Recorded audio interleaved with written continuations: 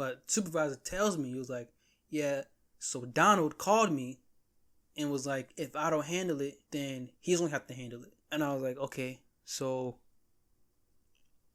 how are you gonna handle it?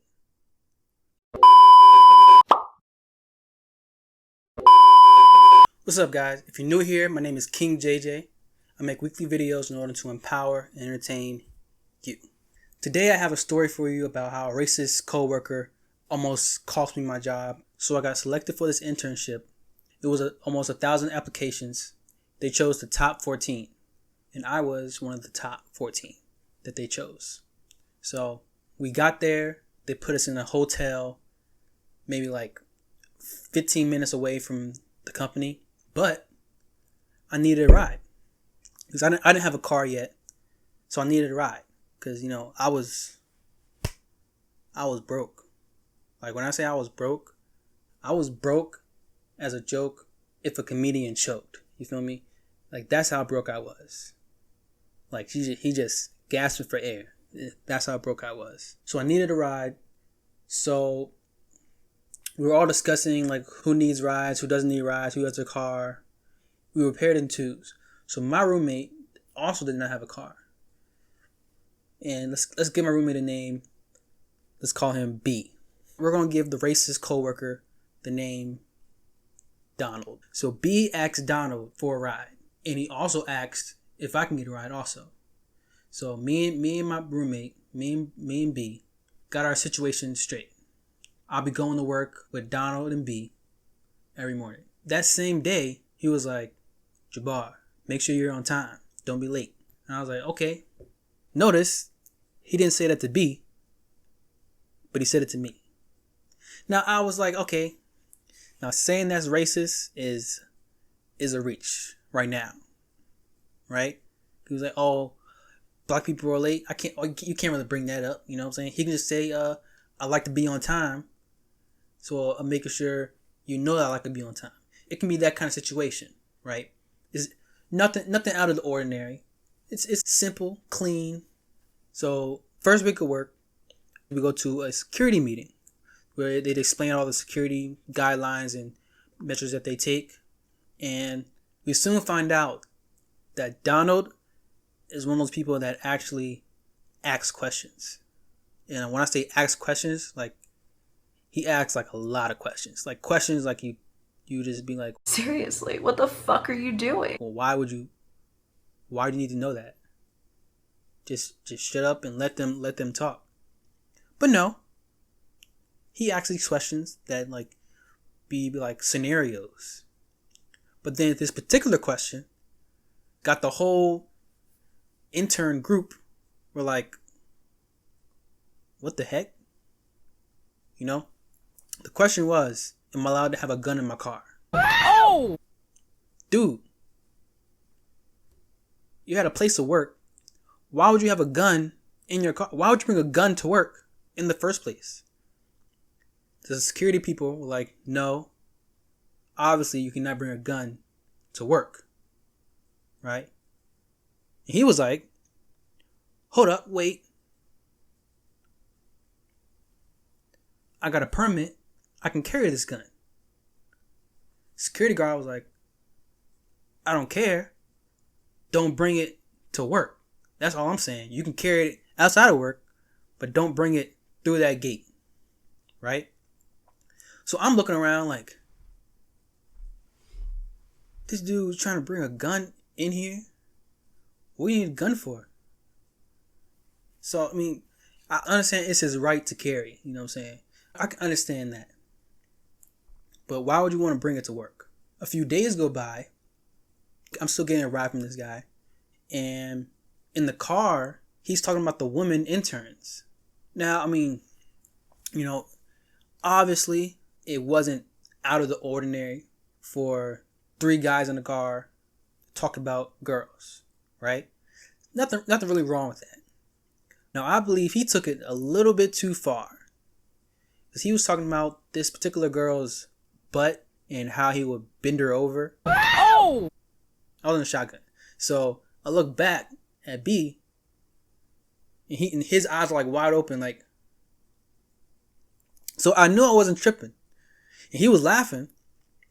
So I was like, all right, I mean, I can't get with this. I can't get with that. So I was like, hey, do you mind if I turn on the radio? He was like, yeah, sure. His car was jacked up. Like, it was just disgusting. So, I pull my sleeve up and start touching the dials, turning it to where I heard like a good song, right? The song, it was a Jill Scott song. So I believe it was Golden. I'm sure. Like the Live My Life Like It's Golden. That jump. God damn, that boy can sing. You must be crazy. He good. We were vibing, you know what I'm saying? Just vibing, cooling, letting the job to work. We get to work, we show up at the building, and he says, man, I love this jungle music. Oh! I'm like, did this man just call Jill Scott music jungle music? That's not even in my vocabulary to call a song jungle music. Jungle music? Like, you couldn't have said like I don't know, just like, I don't even know what else to call it but music. Or like, I can't even think of another word that can replace that phrase, because it's so out there that I can't even think of what else he could say. Good music? I don't know. So all this was going through my mind. I was like, man, he really just said that. So that was me thinking, okay, this man, if he's not like a full racist, he has some racism in his DNA. So it must be like his dad might be racist, and then he's like, I mean, I go to school with black people, so I can't be full racist. You know what I'm saying? I don't know. I literally don't know. But he said this. I was kind of offended because it's Jill Scott. I love Jill Scott. You know what I'm saying? She's a very pretty lady. She knows how to work a mic. You know what I'm saying? Yeah, boy, yeah, man. I'm just saying. She knows how to work a mic. That's all I'm saying. But I brushed it off. Later in the week, we have a meeting about the project that we're doing. So it's 14 interns. So during the meeting, one of the interns, he falls asleep, and the team lead took a picture of it, put it in the group chat. It was like, everybody meme this, right? Now, if we didn't know each other, then it would have been kind of mean. This is like 2 weeks in. 2 weeks in, we are bonding. We're basically friends at this point. We're all basically friends, kind of. So we're close enough to joke on each other and curse around each other. Like, we're not like best friends, but we're close enough for jokes. Okay, so that's why the team lead felt it was okay to say, everybody meme this, because it's funny. Here's one of the first memes that was made. Nice and blurry. I don't know what that was, but it was made. So then I put up this one. Now, as I said before, he's one of the guys that actually asks questions and just keeps going until it gets annoying. So we all felt it was funny. We're all close. So we're not close. We're all associates. So that's why we can joke around and laugh with each other. So a bunch of people sent some laughing emojis. People liked it because it's group me. And then he puts up this. And I'm like, oh, okay. He wants a meme battle. I'm not the one to back down from a meme battle. You know what I'm saying? So I put up this. And he got mad. So he says this, and then he leaves the chat. So now we're all in our office, so we see that he's not there. Okay, all the other the 13, including me, are there. He's not. He's somewhere that we don't know. Now, I seen he was mad. Okay, I'm not gonna act like I'm a savage. Okay, I'm not gonna just act like I don't care about his feelings. You know what I'm saying? I seen he was hurt by the meme that I did, right? And I was like, okay, bro, it was a joke. My apologies. You know what I'm saying? It was a joke. He comes back. He was like, man, I don't play these boy games. I'm a man. Oh! So I just left that on red. I was like, whatever, dude. A joke is a joke. Even adults crack jokes. You feel me? A joke is a joke. And I understand that certain jokes might be too far. That's why I was like, hey, it was a joke. I apologize. Didn't mean to do that. And he comes back, I'm a man. I don't do jokes. How you not do jokes? Comedians are adults. We're in the main building, and I get called to the office by my supervisor. Oh! She's like, I heard about the meme battle, and Donald called me. I was like, okay. Now I was like, oh snap. I just got here, and I'm about to get fired. Oh, God! Oh, God! Yeah, it was like, I knew people couldn't handle my jokes. I knew it. This is what I was thinking. I was like, I knew it was too far. I shouldn't have did it. It was just too far. And I messed up. My personality got me in trouble. But supervisor tells me, he was like, yeah, so Donald called me and was like, if I don't handle it, then he's going to have to handle it. And I was like, okay, so how are you going to handle it?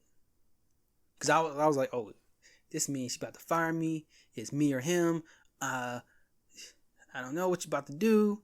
So she tells me, she was like, yeah, so I'll let him go. I was like, oh. Oh, my God! Wow! Woo! Thank God. She came to tell me that he was talking about how in Mississippi they don't do things like this, and he was going to handle it himself. So I should be careful for a little while. But then she continued to tell me, she was like, don't get mad. Don't go out and search for him and find him. And I was like, what? I'm not about to find that man. What am I finding him for? Man, whole time I should have been scared, because if you remember from the beginning of the story, he most likely has a gun. Now I can fight, but you know what I'm saying, I can bob and weave a punch. You know what I'm saying, but you know, martial arts don't teach you how to dodge a bullet. You feel me? So you see me? I don't know. Don't know how to do it. One of the interns, V, hears my situation and she gets scared. She was like, oh, what if he comes after us? She was scared. So then that's when the supervisor told us to use the buddy system. So at the end of work, he was like, nobody go anywhere alone. We don't know where he is. He might be coming after one of y'all. I basically get put on house arrest. Right? So I couldn't get food. Like, I guess I could have got Uber Eats, but you know what I'm saying? I felt helpless because I couldn't go anywhere. The company stops paying for his hotel room. So he gets kicked out, right? But he's still coming around there for a couple days. People see him, and he went up to one of the girls looking for me. Now, I feel like it was just to scare us. You know why? Because he has my door number. If he wanted to come up, he would have came up. I think he did it just to try to scare us, honestly. Everybody knows where everybody lives. If he wanted to come up to my room, he could have came up to my room. And, you know, I would have handled it. My roommate probably would have opened the door. I would have had my fist balled up, you know what I'm saying? Protect myself, slip, bob and weave, you know what I'm saying? But, you know, it's whatever. So then they're like, okay, guys, we got to make sure you're safe. So we're putting you on the Air Force Base. So we can move to the Air Force Base and we start living there. Now there was very cool, very sweet. I actually enjoyed it better than the other one.